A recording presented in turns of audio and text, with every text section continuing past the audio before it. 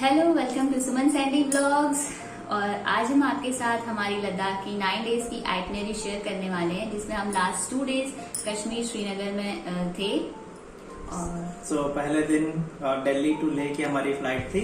हमारी early morning flight थी। हम लोग लेह में लैंड हुए और वहां पहुंचते ही हमें फील हुई ठंडी। सितंबर में दिल्ली में ठंड नहीं होती है, वहां जाते ही ठंड फील हुआ। टेम्परेचर अलग था। हमने जैकेट्स वगैरह पहनी। अपने होम स्टे में गए जो कि हमने पहले बुक कर रखा था। एक्लामेटाइजेशन 5-6 घंटे करने के बाद हम लोग लेट आफ्टरनून में पहले दिन हम नियर बाय प्लेसेस शांति स्तूप और लेह मार्केट के लिए गए। हाँ, और डे 2 भी हमने near by local places visit करी थी। डे 2 हमने बाइक रेंट पे ली हुई थी, तो हमने लेह की नियर बाय प्लेसेस विजिट करी और हम शे पैलेस घूमने गए। जहाँ तक कि आप अपने फर्स्ट 2 डेज एक्लिमेटाइजेशन के लिए रखे। अगर आप 2 डेज नहीं रख सकते हैं, आपकी ट्रिप थोड़ी शॉर्ट है, तो आप कम से कम 1 दिन एक्लिमेटाइजेशन के लिए फिर भी रखिए, ताकि ऐसा मत करिए कि आप ले पहुंचते ही सीधा नुब्रा और पैंगोंग के लिए निकल गए। और अपने साथ आप फर्स्ट एड किट भी जरूर रखिए, उसमें डायमॉक्स फिर भी रखिए।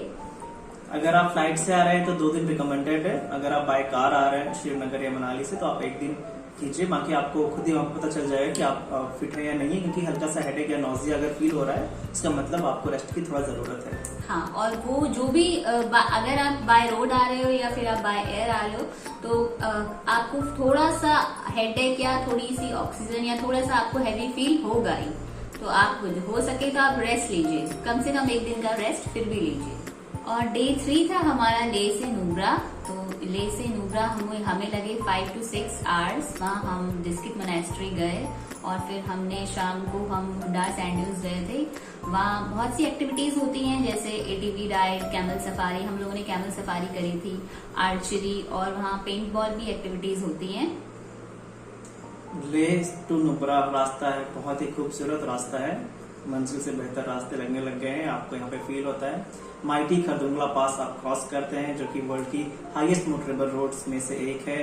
आपको झरने मिलते हैं देखने के लिए, छोटी छोटी नदियां मिलती हैं जो कि पहाड़ों से कट के आ रही हैं। देखने में बहुत ही खूबसूरत लगेगा। जब आप नुब्रा पहुंच जाएंगे तो लद्दाख नाइट स्टार के लिए भी फेमस है, नाइट गेजिंग के लिए फेमस है। रात को 8-9 बजे के बाद, डिनर करने के बाद वॉक करने के लिए निकलिए, रात का नजारा देखिए वहाँ पे। अगर क्लाउडी वेदर नहीं रहा तो आप बहुत ही खूबसूरत मिल्की वे देख सकते हैं वहाँ से।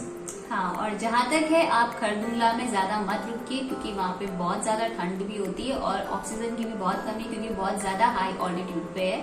तो जितना जल्दी हो सके आप वहाँ पे फोटोज क्लिक कीजिए और वहाँ से निकल लीजिए। और जो हमारा डे 4 था, हम गए थे नुब्रा से पैंगोंग, जो सेम हमें 5 to 6 आवर्स लगे थे। ये भी बहुत खूबसूरत जर्नी है, क्योंकि यहाँ पे आपको अलग अलग रास्ते में अलग अलग टेरेन्स देखने को मिलेगा।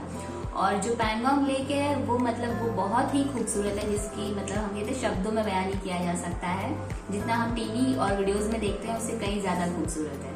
बहुत ही खूबसूरत रास्ता था। 2 वैलीज के बीच में सड़क जा रही है।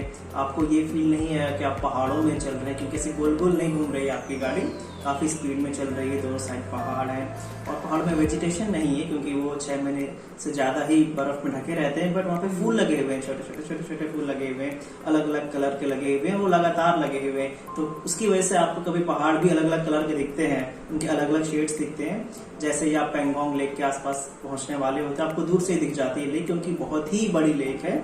135 किलोमीटर के आसपास है शायद। और उसमें अलग अलग शेड्स दिखते हैं।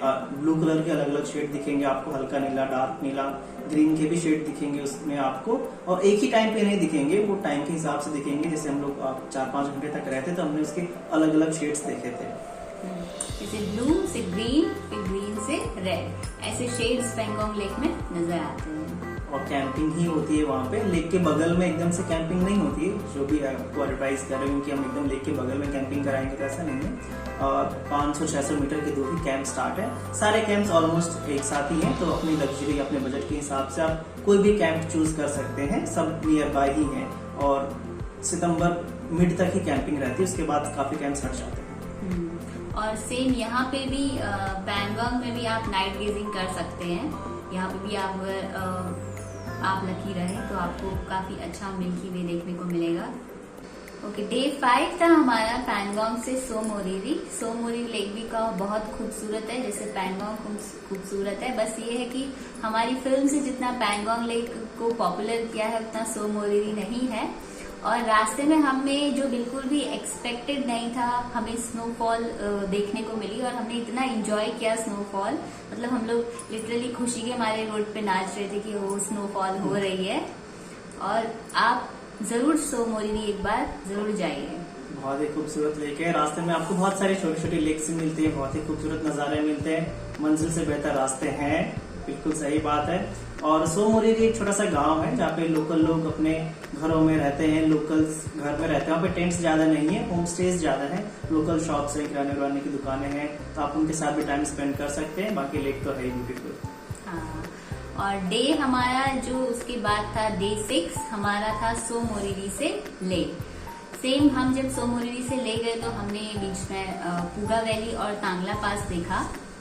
हमने मेक श्योर किया था कि हमारे आइटिनरी में हम कोई भी जगह को रिपीट ना करें। तो हम लोग, जैसे किसी ने एडवाइस किया था कि आप लेह से पैंगोंग जाइए, पैंगोंग से लेह वापस आइए और फिर लेह से दोबारा जाइए, तो ऐसा नहीं किया था हमने एक राउंड सर्कल बनाया था ताकि कोई रास्ता रिपीट ना हो, हमारे सारे रास्ते कवर हो जाएं। हाँ, और हमारा डे 7 था लेह से कारगिल। इस रूट पे हमने hall of fame, magnetic hill, Shri गुरु पत्थर साहिब और संगम हमने इस रूट में कवर किया था। और हमने कारगिल पहुंचकर हमने LOC व्यू पॉइंट भी देखा था जहां से पाकिस्तान दिखता है। अगर आप श्रीनगर या कारगिल आपका प्लान है ट्रिप में, तो ये एक ही लाइन में ये स्पॉट्स कवर हो जाएंगे, इनके लिए अलग से दिन निकालने की जरूरत नहीं है। और अगर आप नहीं जा रहे हैं इस साइड, तो एक ही पहले दिन भी कर सकते हैं या दूसरे दिन भी कर सकते हैं। एक ही साथ है, सारे पॉइंट्स अलग से नहीं है, एक ही रोड पे है सीधे। और कारगिल पहुंचते फिर हम LOC गए। हमने ड्राइवर साहब से काफी बातें की। उन्होंने बताया कि कारगिल तो भारत का हिस्सा था ही नहीं 1999 वॉर से पहले, जो कि हमें भी नहीं पता था कि इसके कुछ पार्ट्स नहीं थे। उन्होंने बताया कि कहाँ से शेलिंग होती थी, कहाँ तक पाकिस्तानी ट्रूप्स आए थे, लोकल्स लोगों ने कैसे सपोर्ट किया था, क्योंकि लोकल थे वो ड्राइवर साहब और काफी एज के भी थे, तो उनसे काफी अच्छा एक्सपीरियंस मिला, काफी जानकारी मिली जो कि किताबों में इतना इजीली नहीं मिल पाती है। और वहाँ पे उन्होंने हमें एप्पल्स के जो बागान होते हैं वो भी दिखाए। उन्होंने हमें एप्पल्स भी तोड़ कर दिए, मतलब बहुत ही अच्छे थे। और हमारा जो एक्सपीरियंस रहा वो भी बहुत अच्छा था। और डे 8 था हमारा कारगिल से श्रीनगर। कारगिल से श्रीनगर हम सोनमर्ग होते हुए गए थे, जो कि कहते कश्मीर अपनी खूबसूरती के लिए जाना जाता है। तो बहुत ही अलग ही नजारा था। एक लद्दाख से एकदम ही हमें डिफरेंट वेजिटेशन देखने को मिली। और उस दिन हम अर्ली मॉर्निंग निकल गए थे, तो हमने दिन भर रेस्ट किया और शाम को हमने नियर बाय जो श्रीनगर का मार्केट है और शॉपिंग करी थी। नेक्स्ट डे 9 हमने क्या कहते हैं, मुगल गार्डन्स हो गया और शंकराचार्य मंदिर हो गया, ये सब हम गए थे घूमने के लिए। परी महल, चश्मे शाही, निशात गार्डन, शालीमार गार्डन, यहाँ हम लोग घूमे। और शाम को हमने शिकारा राइड करी थी। शिकारा राइड बहुत ही खूबसूरत राइड है। डल लेक में अपने आप एक शहर बसा के रखा है इन लोगों ने। यहाँ पे फ्रूटिंग मार्केट है, सब्जियां बेच रहे हैं लोग, शॉल की मार्केट है, स्टेज के ऑप्शंस हैं। लेक के ऊपर ही इनको हाउस बोट कहा जाता है, आप नाइट स्टे कर सकते हैं वहाँ पे। शिकारा राइड में आपको सब कुछ कवर करा देते हैं। बहुत ही खूबसूरत नजारा है। हम लोग शाम में गए थे, हल्की सी रात हो गई थी जब वापस आए थे, लाइट चल गई थी। बहुत ही खूबसूरत नजारा है। सनसेट आप यहाँ पे जरूर देखिए। बिल्कुल, अगर आप कश्मीर घूम रहे हैं तो डल लेक में एक शिकारा राइड तो जरूर करिए। और हम अब आप लोगों के साथ अपना ओवरऑल ट्रिप का बजट शेयर कर रहे हैं। हम 6 लोग थे। हमने पैकेज बुक किया था। हमने इंडिविजुअली भी सर्च किया था कितना कॉस्ट पड़ेगा। हमें पैकेज से बेटर ऑप्शन मिला। उन्होंने 2 लाख का ऑफर दिया था। थोड़ी सी बार्गेनिंग की तो 180 तक पहुंचे। 30,000 पर हेड का था, जिसमें 9 नाइट्स के स्टेज इंक्लूडेड थे। कुछ जगह पे डबल शेयरिंग था, कुछ जगह पे ट्रिपल शेयरिंग था। हमने प्रायोरिटी दी थी उनको कि हमें गेस्ट हाउसेस चाहिए जहाँ पे हम लोग लोकल कल्चर, लोकल पीपल को एक्सपीरियंस कर सकें।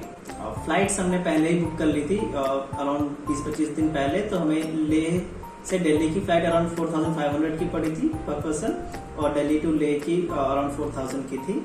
हाँ, और जो हमारे होम स्टे थे वो हमारा लद्दाख में टुकचू होम स्टे था। उसके बाद हमारा जो नुब्रा में था वो हमारा हबीब गेस्ट हाउस था। और फिर हमने एक दिन हमने सोचा था कि हम लोग कैंप पे भी रुकेंगे, तो हमारा पैंगोंग में गैलेक्सी हमने कैंप किया हुआ था। और सो मोरिरी में हमारा सेम फिर गेस्ट हाउस था। डॉल्फिन गेस्ट हाउस, और फिर हमारा जो कारगिल था, कारगिल में हमारा रियूल गेस्ट हाउस था, और श्रीनगर में हमारा था सिटी सेंटर होटल था। पैकेज में लंचेस इंक्लूड नहीं होते हैं, तो लंचेस इतना कॉस्ट नहीं पड़ेगा, रास्ते में ही रहेंगे, आप ट्रैवल कर रहे होंगे, मैगी वगैरह खाइए, एंजॉय कीजिए। बाकी शॉपिंग वगैरह आपके बजट पे डिपेंड करता है आपको कितनी करनी है। हाँ, और हम आपको हमारी लद्दाख सीरीज का लिंक नीचे डिस्क्रिप्शन में देंगे, जरूर देखिए। Hope you enjoy this video, like share and subscribe. Bye bye.